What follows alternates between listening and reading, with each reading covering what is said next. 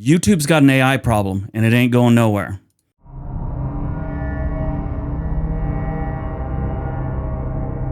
Welcome back, everyone. Here's the ugly truth. AI isn't the future of YouTube, it's the present, and a good chunk of it is busy turning the world's biggest video platform into a vending machine that spits out the same stale chips with different labels.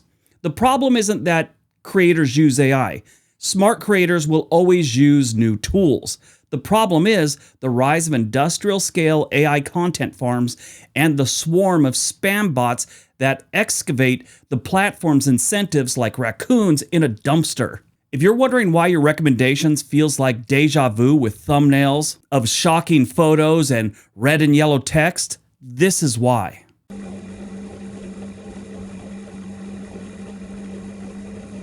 Traditional creators film, edit, and God forbid, think. Content farms feed topics into an AI generator, and out comes a script that sounds like a motivational speaker who took a personality test online. Need a voice? AI narrator. Need visuals? Stock footage that isn't even the place the AI bot is talking about. Now, to be fair, I have done that occasionally by mistake. Definitely not as much as these channels. I watched a video about southern states the other day. When they got to Georgia, it was nothing but videos from Georgia, the country. From the Caucasus region of Eastern Europe? Yeah, they didn't know the difference.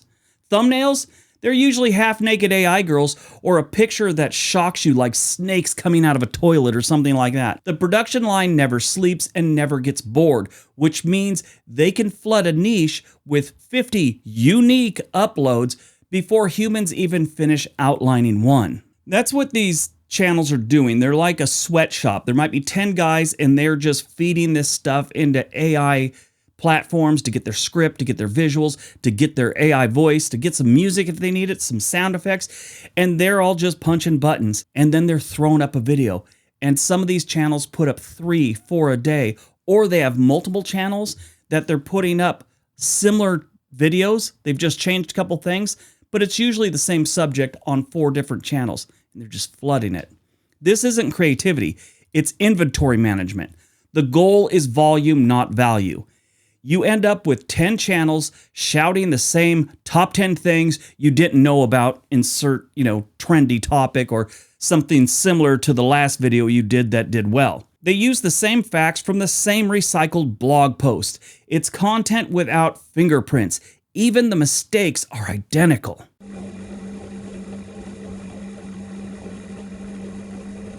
YouTube's recommendation system optimizes for predicted viewer satisfaction and watch time. AI factories optimize for the recommendation system. They reverse engineer everything. Titles that trigger curiosity, hooks that delay drop-off, mid-roll spacing that maximizing ad fill, and the scripts tuned to keep viewers hovering just above boredom, but not bored enough to leave. It's like watching a fast food commercial while eating fast food. You don't feel great, but you keep chewing.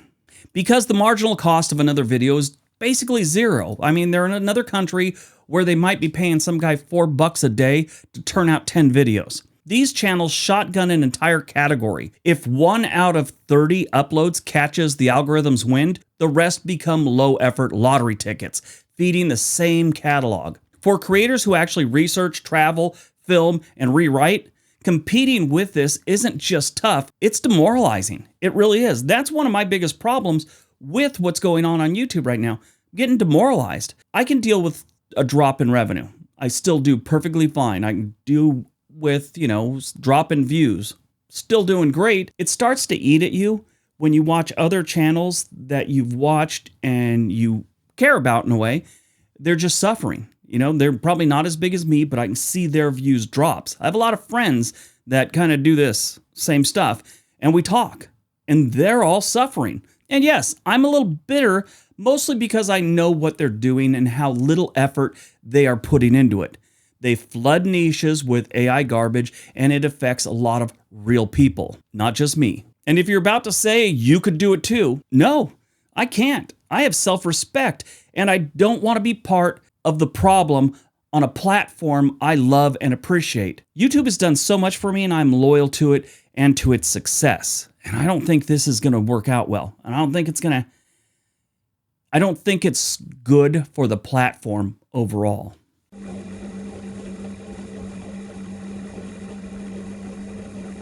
If the content farms are the factories, the spam bots are the street team. They inflate the early signals that the algorithm craves: likes, comments, and start sessions. Now, you've seen all of these before. They're usually just singing the praises of the channel. Other spam bots, or maybe not them, but they're other AI companies trying to get you to go to, I don't know, like their OnlyFans or something like that. So they'll come on there with, great video. You should see the video I've done just recently. And what they're hoping, they put a scantily clad girl on their thumbnail. They're hoping some lonely old dude in Oregon just clicks it and goes to their channel.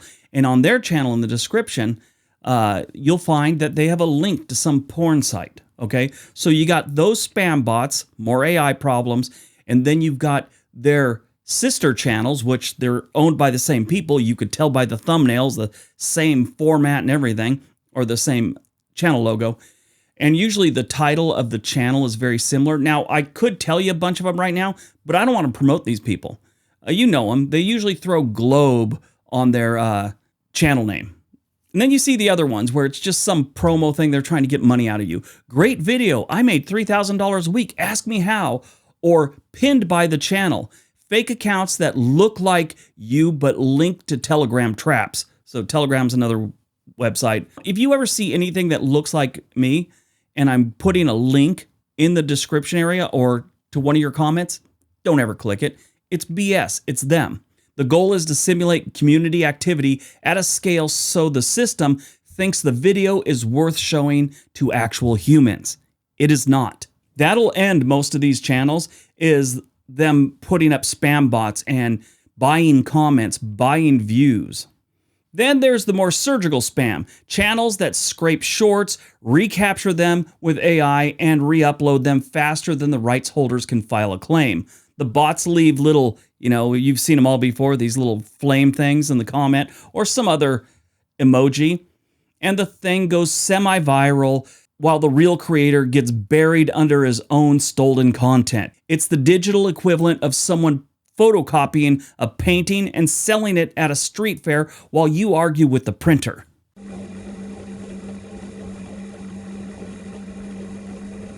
Discovery dies when novelty becomes noise. The recommendation system has to guess what you'll watch next based on patterns. When 1,000 near identical videos flood a category, it becomes harder to tell which ones are original and which ones are Hydra heads. The system hedges its bets by pushing whatever already looks like a winner, which, surprise, is often the best optimized clone. That's how we get a feed that feels like it's curated by a mall kiosk. For the viewers, this means fatigue. You click, you hear the same lines, you bounce. Your overall watch time slips, and the algorithm starts exploring with more spammy lookalikes. For the creator, it means the open field you used to run in now looks like a Costco on a Saturday, overcrowded with bulk buy imitations.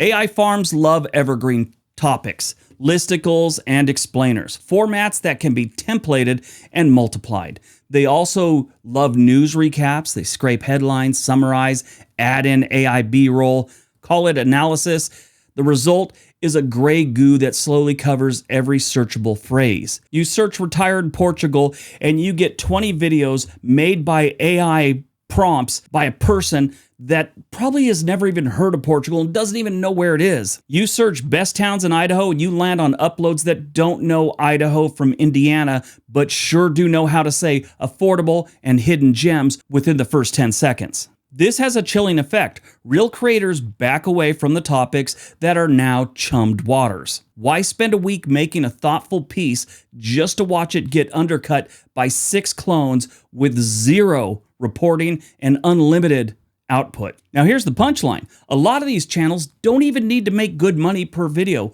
They just need to make some money at scale. Add in affiliate spam, low rent sponsors, or even their own merch that they got on Teespring or something like that. Between AdSense and cheap traffic bought from offsite networks, and it pencils out. Meanwhile, advertisers keep wondering why their brand keeps showing up next to AI garbage, and they tighten targeting or shift budgets. It hurts everyone, especially mid-tier creators who rely on honest RPMs.